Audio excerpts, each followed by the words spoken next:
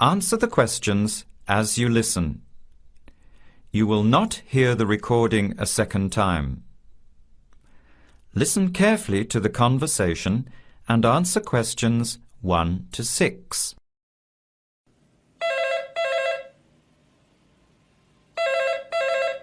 Hello. Hello. Can I speak to Eleanor, please? This is Eleanor speaking. Hi. My name is Jan. I'm calling about the car that was advertised on the notice board in the Student Union building. Is it still for sale? Yes, it is. Your ad says it's a 1985 Celica, in good condition. It's old, but it has been well looked after. My family has had the car for 10 years. I'm just the third owner and my mother had it before me, so we know its history. We've got all the receipts and records. It's had regular maintenance and the brakes were done last year. It runs really well but looks its age. Why are you selling it, by the way? Well, I'm going overseas next month to study. I'll be away for at least 2 years, so I have to sell it. Unfortunately, it's been a good car. You want $1,500, is that right? I was asking $2,000, but since I need to sell it quickly, I've reduced the price. Would you like to come and take it for a drive? I don't live far from the university. Yes, I'd like to have a look. What time would suit you? Any time this evening is fine. Well, I finish classes at 6 o'clock. How about straight after that? Say 6:30? Great, I'll give you directions. When you leave the main gate of the university, turn left on South Road and keep going until you get to the Grand Cinema. Take the first right, that's Princess Street. I'm at number 88 on the right. So it's 80 Princess Street? No, it's 88 Princess Street and the suburb is Parkwood. You'll see the car parked in front. It's the red one with the for sale sign on it. OK, thanks Eleanor. I'll see you later. Bye.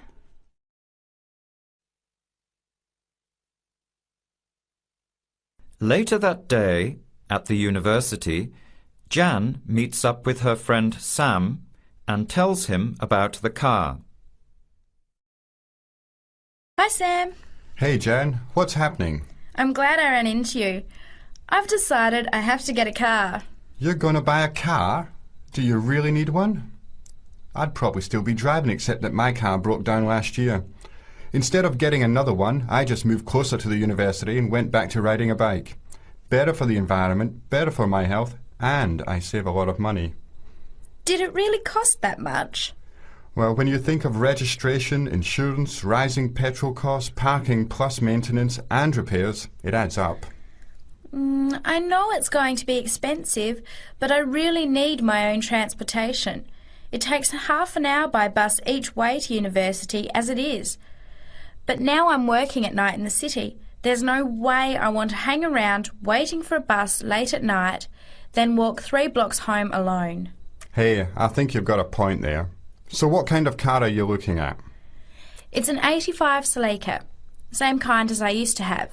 The owner's asking $1,500. That's pretty old. How many kilometres has it done? You know, I forgot to ask. I'll have to check tonight when I go to see it. Would you be able to come with me to have a look? At about 6:30? Sure, I'll come, but I don't know a lot about cars. I do know one thing, though. I wouldn't buy an old car without having a mechanic look at it first. That's a good idea. But won't it cost a lot? Not really. You can get a check done through the Automobile Association for $80, and it comes with a report on the condition of the car. It can save you a lot of money in the long run. I'll keep that in mind. So we have to get to Parkwood at 6:30. Do you want to take the bus? It goes straight down South Road every 15 minutes. Or maybe we could walk. I don't think it's that far. Actually, I could borrow my roommate's motorbike for an hour or so. He's working all evening in the library. Do you think he'd mind? No way. He owes me a favour or two. OK, great. See you at 6, outside the student centre.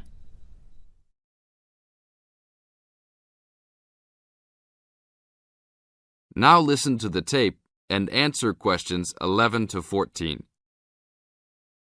Welcome to the Dining Commons.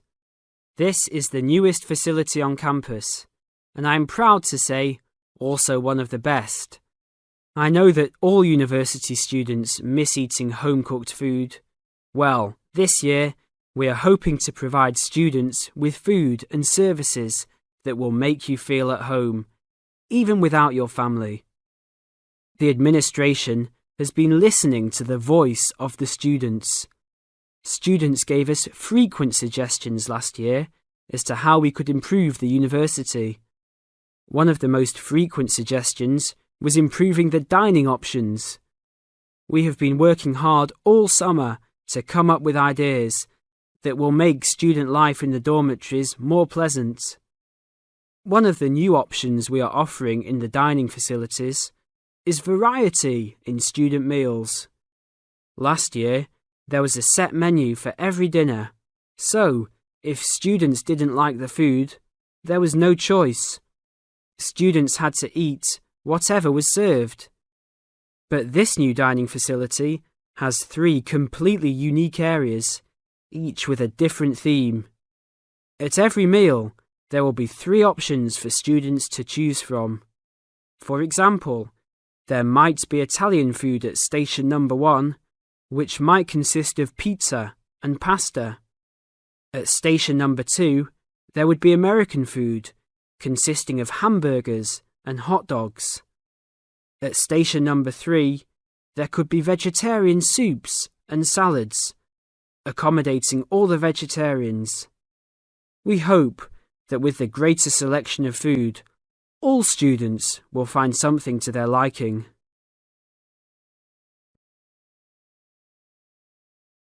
Now listen to the tape and answer questions 15 to 20. Not only will students have more options, the food will also be better. Each section of the facility will have a head chef.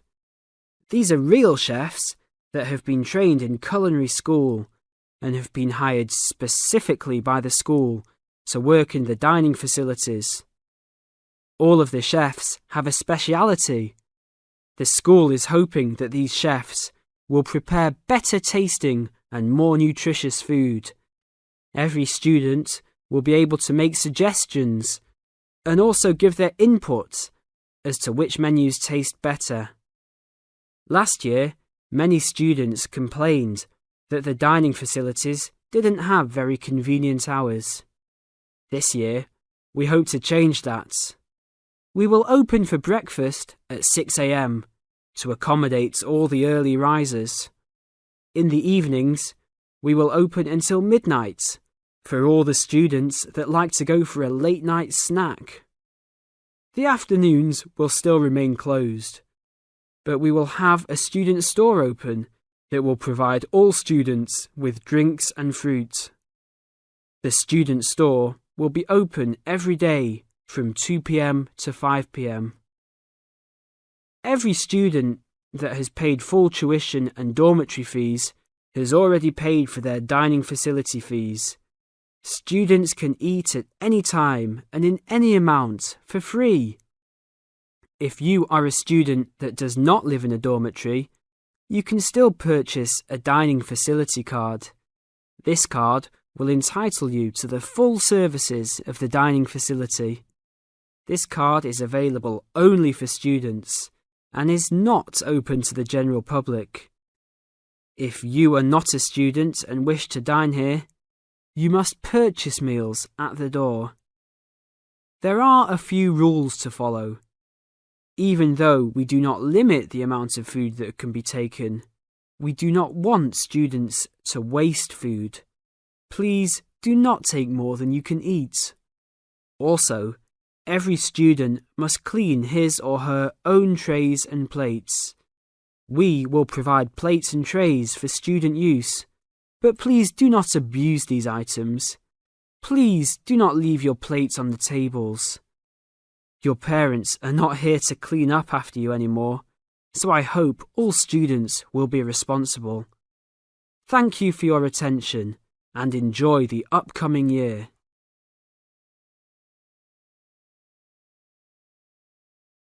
Now listen carefully and answer questions 21 to 26. Laverton Arts Centre. How can I help you? Hello. I've been to the Arts Centre a few times recently, and I understand you have this scheme for regular visitors. The Friends of Laverton Arts Centre. Yes, that's right. I wonder if you could tell me a little about it. I mean, how much it costs and what benefits it offers, things like that. Certainly. Well, first of all, the good news is that we've recently changed the scheme. It used to cost £15 a year, but now it's free. All you have to do is fill in an application form. You can either come to the Arts Centre and do that here, or you can go to our website and apply online. And so what are the benefits of joining? There are actually quite a few. As a friend of Laverton Arts Centre, you'll receive a newsletter every 3 months with information on all the forthcoming events. That sounds useful. You also get priority booking for shows and concerts in the main theatre. Can you explain how that works exactly? Yes. What that means is that when tickets go on sale, for the first 2 days they're only available to Friends of the Arts Centre. So, as long as you book early, you can make sure you get seats. Great!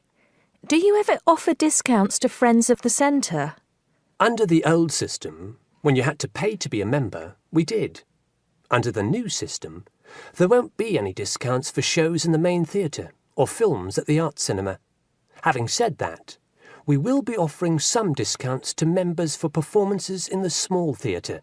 There'll be information about this in each issue of the newsletter. I suppose I can find that information online as well, can I? Absolutely. Actually, we're redoing our website at the moment. Right now, there actually isn't a special section for Friends of the Arts Centre on the website. Once the site's been redesigned, there will be. You'll be able to put in your username and password and enter a special section just for you. It sounds excellent. Are there any requirements, though? I mean, as a member, do I have to do anything? Yes, sorry, I forgot to mention that. There are no formal requirements at all, though obviously we have this scheme to encourage people to attend events here regularly. So we ask that you attend at least 4 events a year, whatever they are, if you possibly can. Nobody's going to count, though, and it's totally up to you. That sounds fair enough.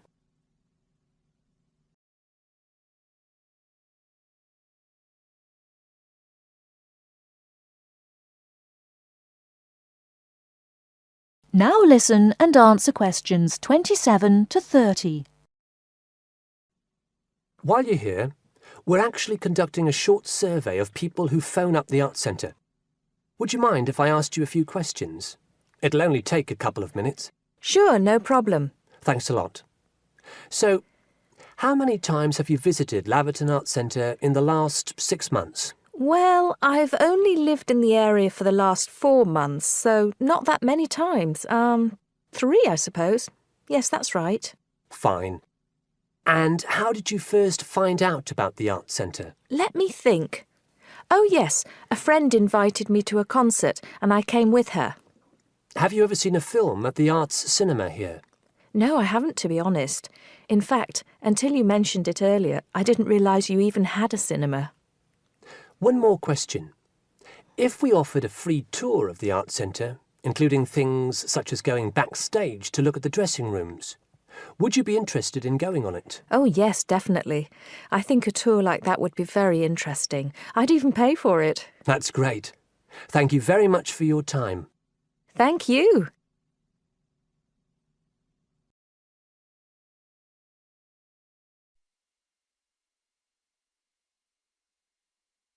As you can see, there are 4 alternative answers, A, B, C and D, for each question. Decide which alternative is the most suitable answer and circle the correct letter. Good morning again, ladies and gentlemen. And in case you've forgotten, my name is Dr. North from the Marine Habitat Research Unit at the university, and I'm going to continue from the lecture that I gave a fortnight ago on humankind's relationship with the sea from a historical point of view, and also on attitudes to different types of fishing. In today's talk, I would like to focus on the current problems in the fishing industry in Europe, and in particular, the present scarcity of marine fish. As with the last lecture, I've placed a book list, a few relevant articles, and a copy of this lecture on the department website. A statistic to begin with. Since the 1970s, stocks of the most heavily fished species have fallen, on average, by 90%. And why has this happened? Well, there's a chain of events which begins with the demographic changes that have taken place in the world over the last century. During this time, the world population has grown at a phenomenal rate, with efficient and heavy fishing, which is technology-driven, meeting the increasing demands for food. As a consequence, many fishing stocks in the European waters, from the Atlantic to the North Sea and the Mediterranean, are now on the verge of collapse. But the problem is not restricted to European waters. It's a situation that's all too clear all around the world. Fish stocks in the Pacific Ocean, for example, are now on the verge of collapse due to a combination of overfishing and natural changes in ocean ecology. And there's another reason behind the increased demand for fish, and that is the changes in the eating patterns of different countries. Certain countries have a long tradition of fishing, for example, the southern European countries, but eating patterns have changed in countries like the United Kingdom, where fish was once considered as food for the poor rather than the rich. People have been turning to fish as a cheap and healthy alternative to meat, driving up demand and depleting stocks. Food scares like BSE and foot and mouth disease have also driven people away from eating meat, which again is invariably replaced by fish.